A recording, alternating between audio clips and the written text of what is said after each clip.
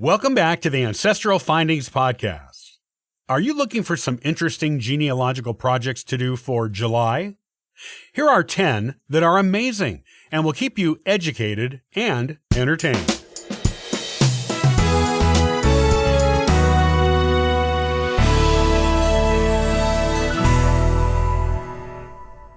With the dog days of summer and the month of July approaching, you may be thinking of some genealogy projects to occupy you during the long, hot summer days. The good news is that there are plenty of things you can do in July that are outside of the average genealogical research you do. And these things should keep you occupied and entertained while you wait for the weather to cool off and school to start again. If you are looking for some fun and creative genealogical projects for July, here they are. 1. Add a chapter to your family history book. If you are writing a family history book, the best way to approach it is to write a chapter a month. This way, the project does not seem too large to you, and it makes it easier to stay motivated to complete it. Take the whole month to work on your next chapter in your book, and you will have something to be proud of when August rolls around and the project is finished. If you have already finished a family history book, this is the perfect time to start working on the first chapter of another. There are endless different branches of your family to explore. 2. Read a new book on genealogy. You should always keep your research skills up to date. New genealogical techniques are invented all the time, thanks to technology. Read a book about a new technique you may not have heard about or used in the past. It will open up new avenues for you to explore your family history and may even help you break down some genealogical brick walls. Reading a book a month on genealogy is an excellent way to keep your skills sharp and up to date. 3. Read a book on history. Keeping your historical knowledge on point is one way you can make yourself a better genealogist. You can do this by reading a new book on history every month. It can be local history, regional history, national history, or world history. The important thing is that it pertains to your ancestors and their lives in some way, even if in a very broad sense. The more you know about the history of the places and times in which your ancestors lived, the more you can understand what their lives were like and what they may have been like as people. 4. Research the history of the 4th of July in the United States. People have been celebrating the 4th of July in the United States since the Declaration of Independence was written in 1776.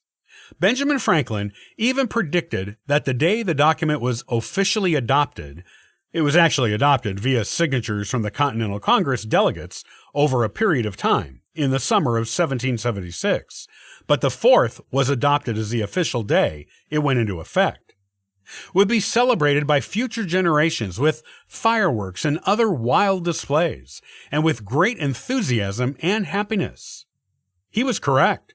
Researching the way this holiday was traditionally celebrated and comparing it to how it is celebrated today will give you and your children and grandchildren a sense of connection to those revolutionary times people, many of whom are your ancestors.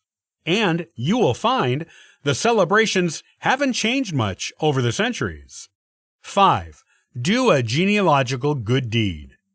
You don't always have to work on just your own family tree. There are queries online on many message boards where people have posted asking for help with genealogical brick walls. If you subscribe to any genealogy societies that send out magazines or other publications, you will find these queries in there too. Do a good deed for a fellow genealogist this month by choosing a brick wall query to solve and send the information with proof to the one who inquired. You would want someone to do the same thing for you. Doing this sends out genealogical goodwill to everyone, and it may come back to you when you need assistance with a brick wall of your own. Plus, you'll just feel good by doing this for a stranger. 6. Post your own query. You probably have genealogical questions of your own. Get them answered, or at least give them a chance to get answered by making your own online or in-publication query. You will be surprised at how many responses you may get, some of which may even be helpful. You may even get really lucky and get a photo of an ancestor you've never seen. You never know what genealogical goodies will come your way until you ask. There are branches of your family you've never met who have the information you need. You stand a good chance of connecting with them, especially online. 7. Get your DNA tested. If you have not gotten your DNA tested, this is an excellent time to do it. You should have your results ready by the fall, and maybe sooner, just in time for you to start putting the results into action in your research. 8. Arrange a family reunion. Summer is the perfect time to have a family reunion when everyone is off of school. If you start planning and sending invitations out now, then you should be able to have the reunion in August, before people go back to school and are less available. Make sure you ask people to bring any genealogy research they have done so you can share it with each other, as well as photos of ancestors they can share with everyone too. Be sure to bring your own as well. 9. Join a local genealogical or historical society. There are probably genealogy and/or history societies in your area. As a genealogist, you should belong to at least one of them, and more than one if you have the time to attend the meetings.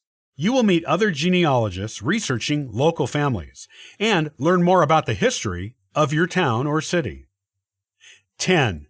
Donate some items to a local genealogical or historical society. The best way to make sure your research and artifacts are preserved for future generations is to donate them to a place that will protect them. Look at what you have that you don't need to have in your house for research or personal reasons, and donate them so future generations can enjoy them.